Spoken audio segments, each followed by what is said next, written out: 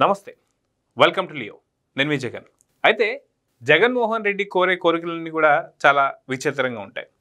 అది నాకు ప్రతిపక్ష హోదా ఇస్తేనే అసెంబ్లీకి వస్తానని, లేదా మైక్ చంద్రబాబు నాయుడు కన్నా ఎక్కువసేపు ఇస్తేనే అసెంబ్లీకి వస్తానని. అది అన్నీ పక్కన పెడితే ఈరోజు మనతో ఉన్నారు పొలిటికల్ అనలిస్ట్ శ్రీలీల గారు. శ్రీలీల గారు నమస్తే. అయితే స్థానిక ఎన్నికలు రాబోతున్నాయి. డిసెంబర్లో జరిగే ఎన్నికలు ఏవైతే ఉన్నాయో 2026లో అవి మే అండ్ మార్చ్ ఏప్రిల్లో జరగబోయేటువంటి ఎన్నికలు జనవరికి రాబోతున్నాయి. జనవరి అంటే దాదాపు ఇంకొక 3 నెలలే ఉన్నాయి.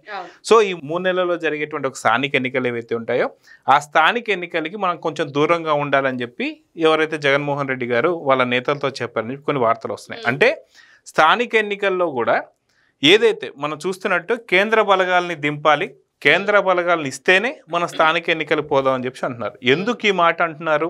ఎందుకని వైసీపీ స్థానిక ఎన్నికలకు దూరంగా ఉండాలని చెప్పి అనుకుంటుందంటే ఏం చెప్తారు? ఇక్కడ జగన్మోహన్ రెడ్డి ఈ ఒక్కటే కాదండి, అతను ఏదైనా సరే వింతగా విచిత్రంగా మాట్లాడతాడు. ఆ కోరికలు కూడా అలానే ఉంటాయి. అంటే గతంలో ఆయన అసెంబ్లీలో మాట్లాడినప్పుడు కానివ్వండి, ఇప్పుడు తర్వాత సెట్టింగ్లు వేసుకుని మాట్లాడేటప్పుడు కానీ, రికార్డింగ్ ప్రెస్ మీట్లు పెట్టినప్పుడు కానివ్వండి, ప్రతి ఒక్కటి కూడా అంతా వింత విచిత్రమే. అంటే చెత్తకు కూడా పన్నేసిన చెత్త సీఎం గా పేరు తెచ్చుకున్న జగన్మోహన్ రెడ్డి గారు ఏది మాట్లాడినా కూడా చెత్తగా విచిత్రంగా ఉండిద్దని చెప్పి అందరికి తెలుసు. కాకపోతే ఇక్కడ ఇతను బేతాళుడు మరి విక్రమార్కుడు భుజం మీద నుంచి ఆ క్వశ్చన్స్ కి ఆన్సర్ చేయబోతే మళ్ళీ చెట్టెక్కుతానన్నట్లుగా జగన్మోహన్ రెడ్డి ప్రత్యేక హోదా, ప్రతిపక్ష హోదా కావాలి, లేకపోతే నేను రాను, తర్వాత మైక్ కావాలి, ఇప్పుడు ఇస్తానంటారు తర్వాత ఇవ్వరు అంటే ఆన్సర్ కూడా ఆయనే చెప్పేసుకుంటాడు. ఇంకా ఈ విధంగా చూస్తుంటే ఇప్పుడు స్థానిక ఎన్నికలు వీటికి జగన్మోహన్ రెడ్డి గారు ఎందుకు దూరంగా ఉండాలని చెప్పి క్యాడర్ కి అడ్వైజ్ చేస్తున్నారు. అదే విధంగా కేంద్ర బలగాలను ఎందుకు కోరుకుంటున్నారు అంటే వాస్తవానికి కేంద్ర బలగాలను కోరుకోవడానికి కారణం ఏంటి అంటే మీకేం అర్థం అవుతుంది? నాకేం అర్థం అవుతుందంటే జగన్మోహన్ రెడ్డి బ్యాచ్ అంతా కూడా రప రప రప నరుగుతా ఉంటున్నారు కాబట్టి ముందస్తు చర్యలుగా వీళ్లే కోరుకుంటున్నారా కేంద్ర బలగాలు. అంటే చేసిందంతా చేసేసి మేమే కేంద్ర బలగాలను కోరాము, మరి ఏం చేసినా మేమెందుకు చేస్తాం అట్లాంటివని చెప్పుకోవటానిక అనేది అర్థం అవుతుంది జనరల్ గా. ఎందుకంటే ఆ బ్యాచ్ అంతా కూడా సైకో బ్యాచ్ కాబట్టి వాళ్ళంతా కూడా రపరప నరుగుతాము అంటే చీకట్లో వేసేసి పొద్దున్నే పరామర్శించాలని చెప్పే విధానం. వీటన్నిటిని చూస్తుంటే మరి ఖచ్చితంగా ప్రతి ఒక్కరికి అర్థమయ్యేది ఏంటంటే వాళ్లే ప్రతిసారి మనం చూస్తుంటాం, వాళ్లే తప్పు చేయిస్తారు, మాకేం సంబంధం లేదని అది ఎదుటి వాళ్ళ మీద వేయటానికి రెడీగా ఉంటారు. బాబాయ్ హత్య దగ్గర నుంచి గులకరాయి, కోడికత్తి అన్ని కూడా. అయితే మనం చూస్తే 151 స్థానాలు వచ్చినప్పుడు వైసీపీ నేతలు ఎవరైతే ఉన్నారో అప్పుడు స్థానిక ఎన్నికలు వచ్చినప్పుడు అటు టీడీపీ కావచ్చు, జనసేన కావచ్చు, బీజేపీ కావచ్చు, ఎవరు వచ్చి నామినేషన్ వేస్తానికి వచ్చినా సరే నామినేషన్స్ కూడా వేయనీయలేదు. సో ఇది బాగా గుర్తుంది. సో కాబట్టి అప్పుడు వాళ్ళకి 151 స్థానాలు వచ్చినప్పుడు వాళ్ళు ఎంత వీరంగం చేశారో ఇప్పుడు కూటమికి సంబంధించి 164 సీట్లు వచ్చాయి. సో ఖచ్చితంగా మనకన్నా ఎక్కువ చేస్తారనే భయం కూడా వాళ్ళలో ఉందా అనేది ఒక రకమైన చర్చ నడుస్తుంది. సో అందుకే టీడీపీకి, జనసేనకి, బీజేపీకి భయపడే ఇప్పుడు కేంద్ర బలగాలు కోరుతున్నారా అంటే ఏమంటారు? భయపడటువంటి ఇక్కడ ఒకటండి, జగన్మోహన్ రెడ్డి లాగా కూటమి ప్రభుత్వం రపరపలు, నరకటాలు, నైట్ వేసేయండి, పొద్దున్నే పరామర్శించడం లాంటివి ఉండవు. అవన్నీ కూడా చాలా క్రమశిక్షణ తోటి అక్కడ ఉన్న ప్రజల్ని మనం ఏ విధంగా ముందుకు తీసుకెళ్లాలనే లక్ష్యంతో వెళుతున్న పార్టీలు అవన్నీ అందరికి తెలిసిందే. అందులో డబుల్ ఇంజన్ సర్కారు బీజేపీ.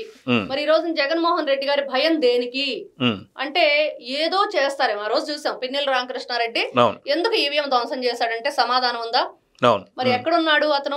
అరెస్ట్ అయ్యాడా లేదా? అరెస్ట్ అయిన తర్వాత ఎన్ని రోజులు ఉన్నాడు? మళ్ళీ రిమాండ్ అయిపోయిన తర్వాత ఎలా బయటకు వచ్చాడు? ఇవన్నీ చూస్తూ ఉంటే వీళ్ళు అరాచకం సృష్టిస్తారు, వాళ్ళు సృష్టించే అరాచకాలని కప్పిపుచ్చుకోవటం ప్రయత్నమే ఇది కోరటం. ఇంకొకటి అంటే పోటీ చేయట్లేదు ఎందుకు అంటే ఇదిగో ఇట్లాంటి వంకలన్నీ చెప్పుకోవటం. వాళ్ళు గతంలో ఏం చేశారు అనేది మనకు తెలుసు, ఎంత అరాచకంగా ప్రవర్తించారు. అంజితాతను చూసి అంజిరెడ్డి తాతని దారుణంగా అతను చంపటానికి కూడా వస్తే తొడగొట్టి మీసం మెలేసి ఎంత ధైర్యంగా ఆ పెద్ద ఆయన నామినేషన్ వేయవలసిందే అని ముందుకొచ్చారు. మరి ఎంత మంది మహిళల మీద చాలా నీచంగా ప్రవర్తించారు నామినేషన్ల విషయంలో. మరి అలాంటి వీళ్ళు ఈ రోజున కూటమికి భయపడుతున్నారా అంటే భయం అంటే ఎలాంటి భయం? వీళ్ళు చేస్తున్న అరాచకాల భయం కాదు. ఖచ్చితంగా కూటమి ప్రభుత్వం మంచి చేస్తుంది, ప్రజలకు మంచి జరుగుతుంది. ఈ రోజున పులివెందుల్లోనే డిపాజిట్ లేని వాళ్ళకి రాష్ట్ర వ్యాప్తంగా అబాస్ పాలవుతాం.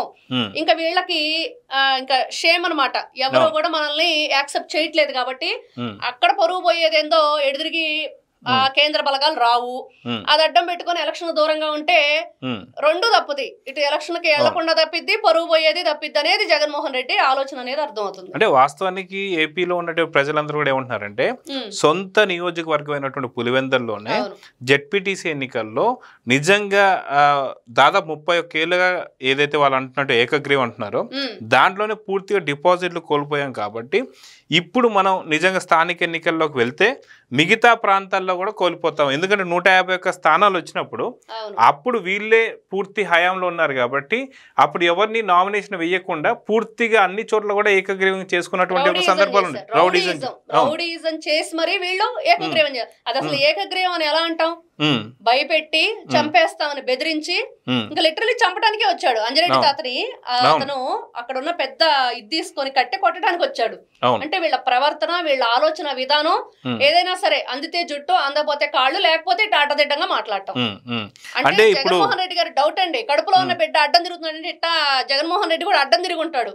ఇప్పుడు బయటకు వచ్చిన తర్వాత అడ్డం తిరుగుతున్నాడా? తల్లికి, చెల్లికి, బాబాయ్ కూతురికి, ఇంకా రాష్ట్ర ప్రజలకు కూడా అడ్డం తిరుగుతున్నాడు. కాబట్టి ఇట్లాంటి వాళ్ళని ఏం చెయ్యాలో కూడా అర్థం కాని పరిస్థితి. అదే మనం చూసుకుంటే ఖచ్చితంగా కోరిన కోరికలు అంటే జగన్మోహన్ రెడ్డి ఇప్పుడు ఏదైతే అడుగుతున్నటువంటి కోరికలు ఏవైతే ఉన్నాయో అవేవి తీరేవి కావు. ఎందుకంటే అసెంబ్లీకి రావాలంటే నాకు ప్రతిపక్ష హోదా ఇవ్వాలంటున్నాడు. అది ఎవరి చేతుల్లో లేదు ఇస్తానికి. సో అవును, సో అది ఎలానో ఇవ్వలేడు కాబట్టి, ఎలానో ఇవ్వడం కుదరదు కాబట్టి అసెంబ్లీకి రానని చెప్పి ఒక వంక పెట్టండి. అతను ఏది ఈ రోజున ఏ కోరిన గొంతెమ్మ కోరికలు అవి ఎందుకు కోరుతున్నాడంటే ఇప్పుడు మనం చెప్పుకున్నదే, ఇక్కడ ఎలక్షన్ లో నిలబడితే ఏం జరిగిద్దో జగన్మోహన్ రెడ్డి గారికి తెలుసు. మరి నిలబడకుండా ఉండాలంటే ఇట్లాంటివన్నీ కూడా మరి పెట్టుకోవాలి అడ్డం. అట్లాంటివన్నీ పెట్టుకొని ఇదిగో నేను ఇలా కోరాను, మరి అలాంటివి కోరినప్పుడు మాకు ఎదురుగి జరగదు కదా న్యాయం. జరగనప్పుడు మేము ఏ మొహం పెట్టుకొని వస్తాం బయటికి? అంటే ఇక్కడ అసెంబ్లీలో ప్రతిపక్ష హోదా తీసి పక్కన పెడితే మళ్ళీ మొన్న జరిగిన మీటింగ్ లో సరే పోనీ చంద్రబాబు నాయుడు గారు ఎంతసేపు మాట్లాడితే అంతసేపు నాకు మైక్ ఇస్తేనే వస్తానని చెప్పి అంటారు. కనీసం వాళ్ళు ఏమంటున్నారు, ఏదైతే అయిన పాత్రలు గారు కావచ్చు, RRR గారు కావచ్చు, సార్ ఫస్ట్ మీరైతే అసెంబ్లీకి రండి, వచ్చి కూర్చోండి, తర్వాత మీకు సంబంధించినటువంటి ఒక 10 మంది ఎమ్మెల్యేలు ఉంటారు, వాళ్ళ టైం కూడా తీసుకొని మీరే మాట్లాడండి అన్నా సరే ఎందుకని రావట్లేదు అంటే ఖచ్చితంగా రావాలని ఇంట్రెస్ట్ లేదంటారు. లేదు, లేకపోవటం కాదు. ఈ రోజున మద్యం కుంభకోణం చూడండి, అతనికి రావాలని ఉన్నా కూడా అక్కడ ఎదురయ్యేవి. ఫస్ట్ ఫేస్ చేయాల్సింది ఎవరిని? రఘురామకృష్ణరాజు గారిని. మరి అదే విధంగా అచ్చెన్నాయుడు గారు, అయ్యన్న పాత్రుడు గారు, అన్నిటికంటే ఆ రోజున కౌరవ సభని తిరస్కరించి శపథం చేసి మరి బయటకు వచ్చిన నారా చంద్రబాబు నాయుడు గారిని. మరి వీళ్ళందరినీ చూడాలంటే జగన్మోహన్ రెడ్డి మొహం చెల్లుతుందా? ఎలా చెల్లుతుంది? ఏ మొహం పెట్టుకొని వస్తాడు? గతంలో వాళ్ళు చేసిన పనులు, మాట్లాడిన మాటలు, పరిపాలన అంతా కూడా అంటే వాళ్ళ గళం కానివ్వండి, వాళ్ళ ఏదైతే ఆ గణం కానివ్వండి, అంతా కూడా రాక్షసులు. మరి అలాంటిది వాటికి సమాధానం చెప్పలేక, సమాధానం లేక ఆ భయంతోనే జగన్మోహన్ రెడ్డి ఇట్లాంటివన్నీ కూడా, ఈ పిచ్చి ప్రలాపనలన్నీ కూడా కేవలం అతనికి ఎక్కడ ఎదుర్కొనే, రాజకీయంగా ఎదుర్కొనే బలం లేదు. అందుకని ఈ విషయం జమ్మటం, ఈ బురద జల్లటం, ఈ కార్యక్రమాలన్నీ పెట్టుకున్నాడు. అంటే ఇప్పుడు కేంద్ర బలగాలు కూడా కోరుతున్నాడు స్థానిక ఎన్నికలకు సంబంధించి. అంటే ఖచ్చితంగా ఏజెన్సీ ప్రాంతాల్లో లేదా నక్సలైట్ ప్రభావిత ప్రాంతాల్లో అలాంటి వాటికి మాత్రమే కేంద్ర బలగాలు ఇస్తారు. సో ఇప్పుడు రాష్ట్రం మొత్తం స్థానిక ఎన్నికలు జరిగే దగ్గర అంతా కూడా కేంద్ర బలగాలు కావాలంటే అది ఎలానో ఎన్నికల కమిషన్ ఇవ్వలేదు కాబట్టి అందుకే మేము తప్పుకున్నాం అని చెప్పడానికేనంటారా? ఖచ్చితంగా అదే. జగన్మోహన్ రెడ్డి ఇట్లాంటి మాటలన్నీ ఎందుకు మాట్లాడుతున్నాడు అంటే తప్పించుకోవడానికి, ఎందుకు ఏడుస్తున్నావు అంటే ఎగ్గొట్టడానికి అన్నట్లుగా జగన్మోహన్ రెడ్డి ఈ మాటలన్నీ, ఈ ఏడుపు మాటలన్నీ ఎందుకు మాట్లాడుతున్నాడు అంటే ఇలాంటివన్నీ ఎగ్గొట్టడానికే మాట్లాడుతున్నాడు. రాష్ట్ర ప్రజలకు సమాధానం చెప్పలేడు, కూటమి ప్రభుత్వానికి అంతకంటే మొహం చూపించలేడు. కాబట్టి మనం ఎన్నో సందర్భాలు చెప్పాం, బురకా వేసుకొని రండయ్య బాబు బయటకని. కాబట్టి వాళ్ళు చేసే పనులకి వాళ్ళు మొహం చూపించుకోలేనంత మరి ఎలాంటి అవినీతి పనులు చేశారో ప్రతి ఒక్కరికి తెలుసు. ఈ రోజున ఆ పనులకి ఎంతమంది బలైపోయారో తెలుసు, ఎంతమంది వీధిన పడ్డారో తెలుసు, ఎంతమంది జీవితాలు సర్వనాశనం అయిపోయి తెలుసు. కాబట్టి వాటన్నిటికీ ఏ విధమైన సమాధానం వాళ్ళ దగ్గర లేదు, ఎలాంటి సమాధానం లేదు.